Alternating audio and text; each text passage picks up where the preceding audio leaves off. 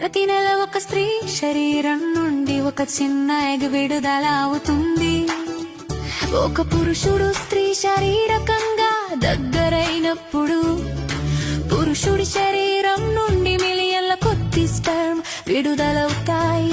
అవన్నీ ఆ ఒక్క ఎగ్ ని కనుగొనడానికి ప్రయత్నిస్తాయి. కానీ ఒక్క స్పెర్మ్ మాత్రమే ఆ ఎగ్ లోకి ప్రవేశించగలుగుతుంది. ఆ స్పెర్మ్ లోపలికి ప్రవేశించిన వెంటనే మరే ఇతర స్పెర్మ్ లోపలికి రాకుండా ఉండేందుకు ఎగ్ వెంటనే తన చుట్టూ తానే మూసుకుపోతుంది.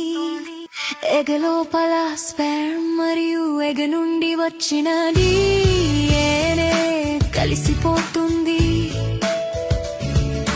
సరిగ్గా క్షణంలోనే ఫెర్టిలైజేషన్ జరుగుతుంది. ఇది శిశువు యొక్క ప్రారంభం.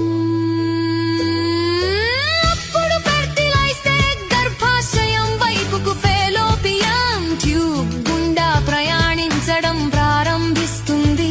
కొన్ని రోజుల తర్వాత ఎగ్ చిన్న కణాల సమూహంగా మారుతుంది. దాన్ని బ్లాస్టోకిస్ట్ అంటారు. 5 లేదా 6 రోజుల ప్రాంతంలో బ్లాస్టోకిస్ట్ తన చుట్టూ ఉన్న షెల్ నుండి బయటకు వచ్చి గర్భాశయం గోడకు అతుక్కుంటుంది. దీనిని ఇంప్లాంటేషన్ అంటారు. అప్పుడే శిశువు యొక్క అసలైన పెరుగుదల ప్రారంభమవుతుంది. 9 నుంచి 12 వారాల వరకు దానికి గుండె, మెదడు, వెన్నెముక, చేతులు, కాళ్ళు స్పష్టంగా ఏర్పడతాయి. లోపలి అవయవాలు పనిచేయడం మొదలు పెడతాయి.